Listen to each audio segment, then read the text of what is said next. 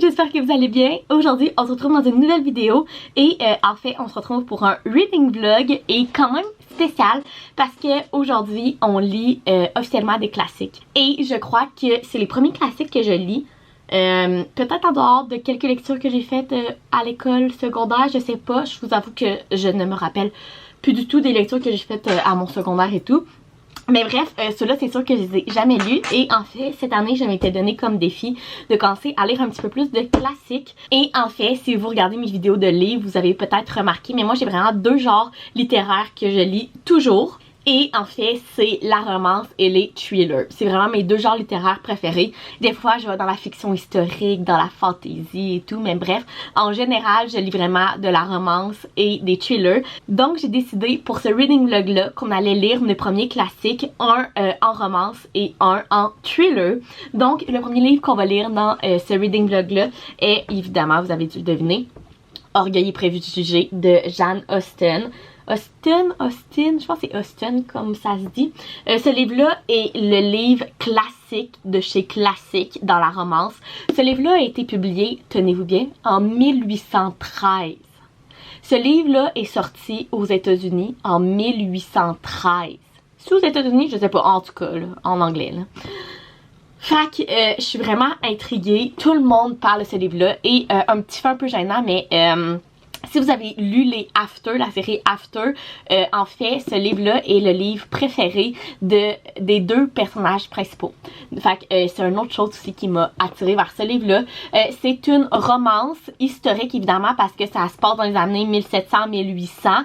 Et en fait, de ce que j'ai compris, on suit Elisabeth, qui est à l'âge de se marier et elle hésite entre deux hommes. Je crois que c'est un peu comme un triangle amoureux. Bref, je sais pas trop, mais à ce qui paraît... c'est vraiment bon, j'ai vraiment hâte, j'ai un petit peu peur aussi. Un livre qui date d'aussi loin, je me dis que peut-être que le style d'écriture et tout, ça va être plus difficile à comprendre. Aussi, ça a presque 550 pages, fait que c'est quand même une bonne brique. Mais on va lire celui-là ensemble. Et le deuxième livre qu'on va lire dans ce reading vlog-là est un classique dans les thrillers. Ce livre-là est un petit peu plus jeune. Il a été publié en 1992 et c'est Le Maître des Illusions de Donna Tartt ou le classique de Secret History. Ce livre-là, je l'ai vu passer partout. En fait, c'est un Dark Academia thriller. Donc, à ce que j'ai compris, on suit un garçon qui s'en va dans une nouvelle école et dans cette école-là, il y a plein de secrets, il y a même un meurtre. Bref, j'ai vraiment hâte de découvrir ça. Je dirais que l'arrière ne dit absolument rien. Mais bref, j'ai vraiment hâte de lire. Ça aussi, c'est une bonne brique. Ça a presque 800 pages. Fait qu'on a deux bonnes briques à lire pour ce reading vlog-là. Mais j'ai tellement hâte. Honnêtement, ce que j'ai le plus peur, c'est le style d'écriture. Lui, peut-être un peu moins parce qu'en 1992, ça fait pas si longtemps que ça. Ça fait 30 ans, exactement. Mais lui, en 1813, ça fait longtemps, s'il vous plaît. Fait que je pense qu'on va commencer avec lui parce que... j'ai hâte de savoir pourquoi tout le monde tripe sur ce livre-là, pourquoi c'est le classique préféré à énormément de personnes. Et on va se dire que pour un classique, la couverture est super belle. Ça a été publié au livre de poche et c'est vraiment belle. Celle-là, un peu moins. Hein. Celle-là, là, moi, j'aime pas tant ça. Puis en plus, de Secret History, je vais vous le mettre ici. Mais la couverture de Secret History en anglais est tellement belle. Mais là, ça a été traduit chez Pocket. Puis non, je l'aime pas. Fait que bref, des fois, ok, ça c'est une affaire qu'on va discuter, ok? Les couvertures, j'ai l'impression qu'au Québec, on a les pires. Genre, en France, vous avez des plus belles couvertures que nous. Aux États-Unis, on va se dire que la plupart sont vraiment plus belles. Même en Angleterre, puis nous autres, ici, on a des couvertures de même. Genre, c'est comme le Chant d'Achille. Ça fait tellement longtemps que je veux lire le Chant d'Achille, mais je suis pas capable de l'acheter parce que la couverture au Québec est tellement laide, là. Ça n'a aucun sens. Celle en France est super belle. On va même pas parler de celle aux États-Unis. Elle est magnifique. Puis celle au Québec, je vais vous la mettre ici, là. C'est horrible. Genre, c'est qui veut ça dans sa bibliothèque? Fait que bref, tout ça pour dire que c'est pas le sujet de la vidéo. Fait que, on va lire ces deux classiques-là ensemble aujourd'hui, puis je vais vous dire si ils valent la peine, puis si ils valent leur place dans les classiques. Fait qu'on va commencer par celui-là ici. Là, je vais aller souper, il est déjà 6 heures. Mais je vais me démaquiller et tout, puis on va commencer ça ce soir, je crois.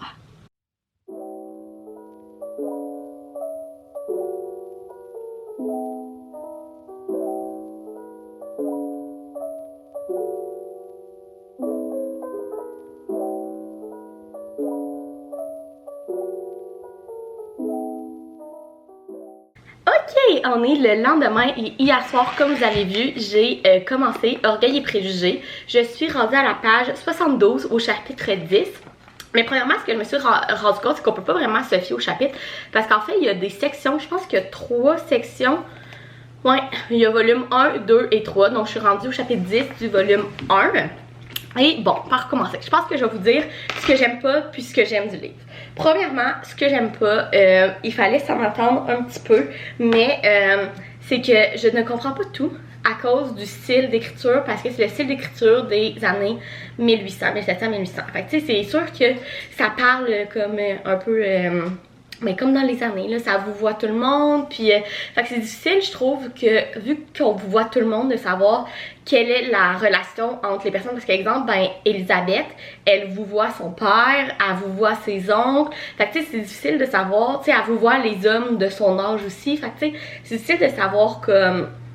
quelle est la relation entre les autres, tu sais, il y a des mots des fois que je comprends pas tout à fait, mais il fallait s'en attendre, hein? C'est un livre de ça, fait que tu sais, je me plains pas, c'est juste que je vous dis que des fois j'ai de la misère à comprendre, en plus que c'est une traduction en français, fait que tu sais, bref.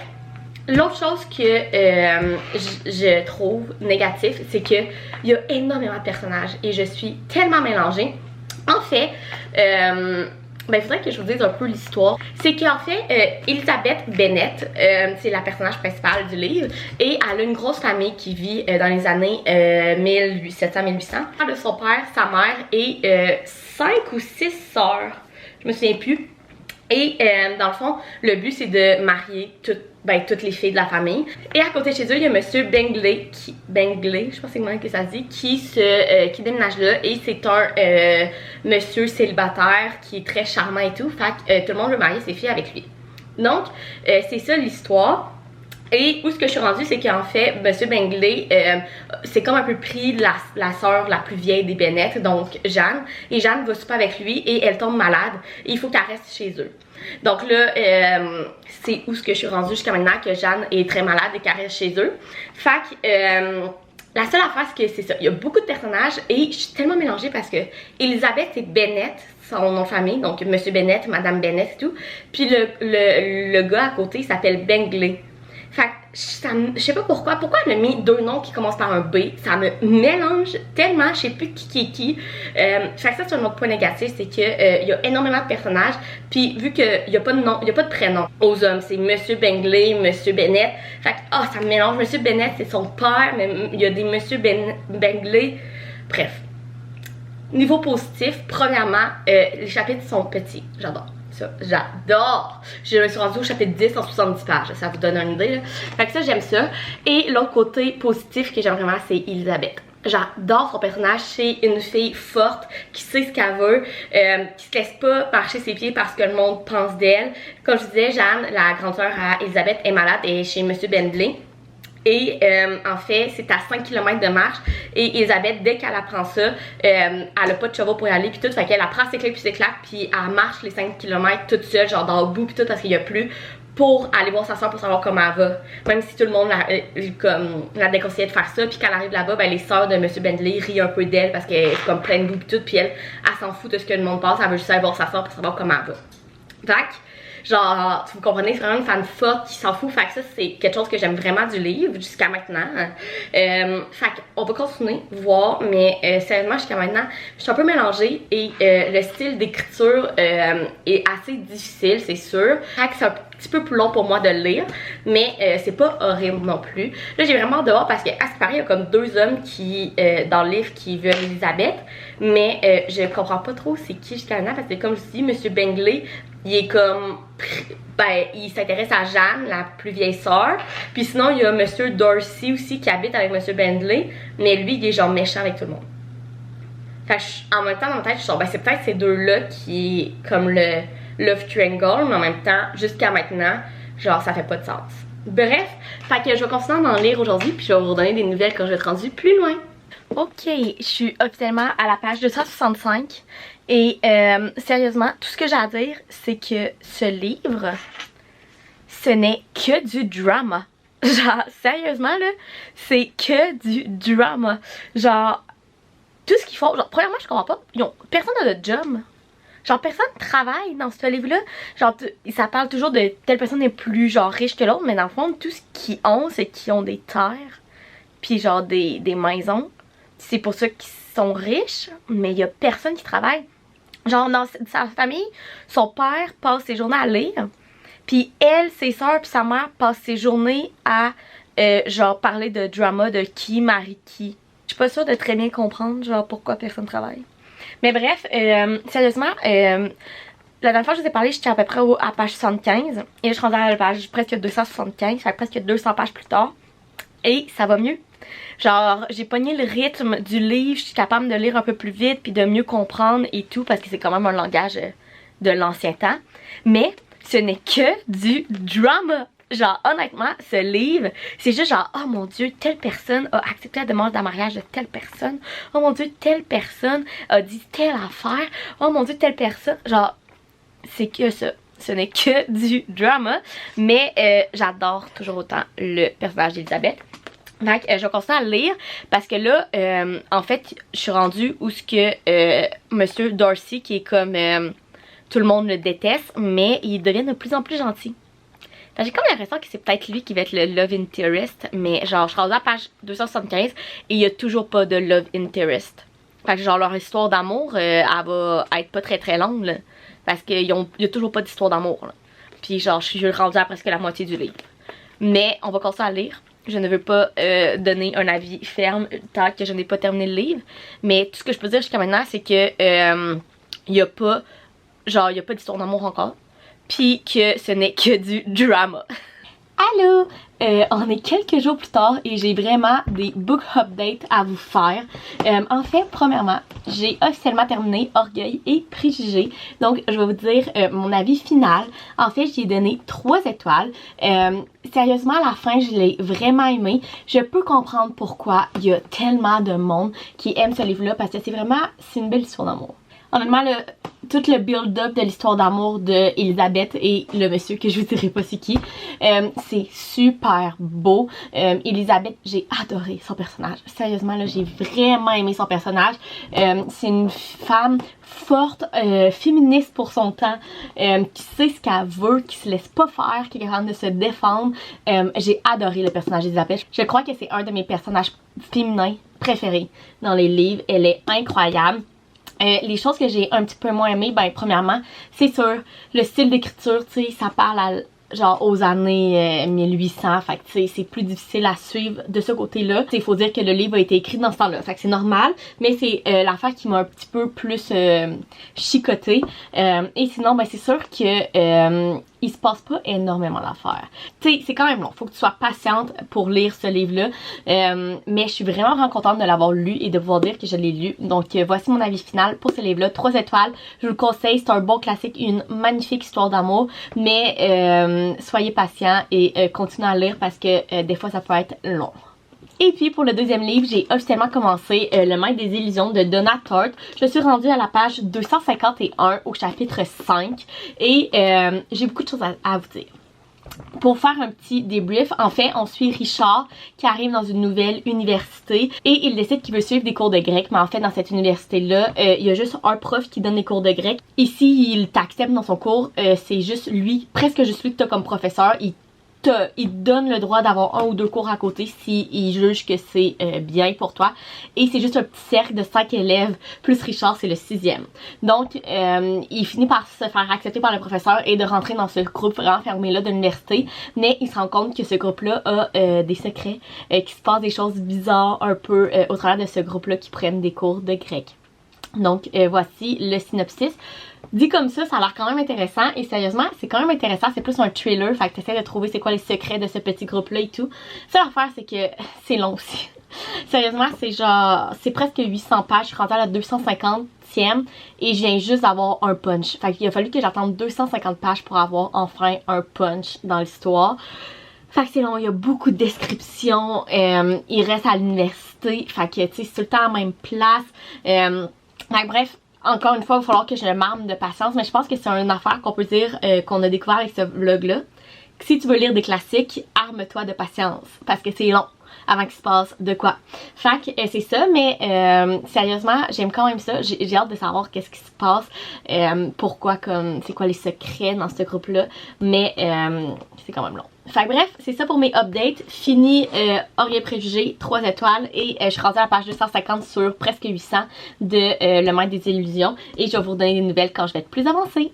Ok, book update. Je suis rendue à la page 572 sur 790 de Le Maître des Illusions. Je me suis vraiment bien avancée. Je pense que la dernière fois qu'on s'est parlé, j'étais genre à 250. Je vais vous dire, sérieusement, ce livre me fait énormément penser à Qui es-tu Alaska de John Green. Je vais vous le mettre ici, là. Mais ce livre-là me fait vraiment penser à ça parce que, ben, premièrement, il y a comme un peu un thriller, plus ou moins, mais c'est surtout parce qu'il est divisé en 2 parties, comme ce livre-là. En fait, il y a la première partie qui est comme avant un certain événement et la deuxième partie qui est après un certain événement. Et Qui est-tu Alaska est exactement fait pareil.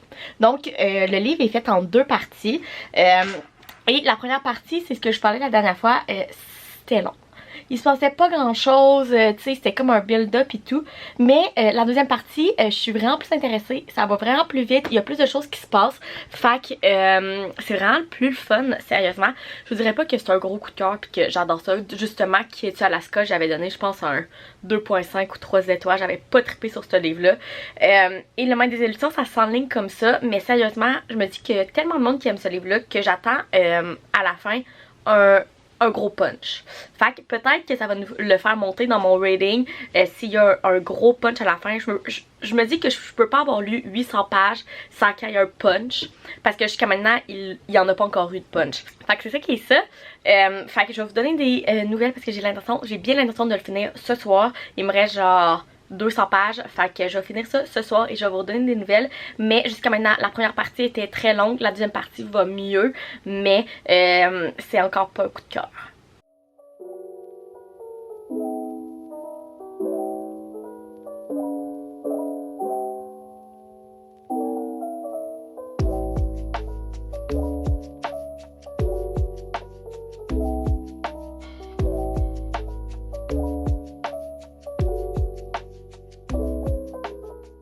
Bon, j'ai officiellement terminé Le Maître des Illusions hier soir. Honnêtement, il était temps.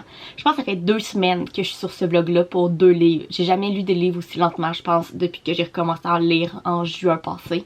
Mais ça a été rough. Ce vlog-là, ce reading vlog-là a été rough.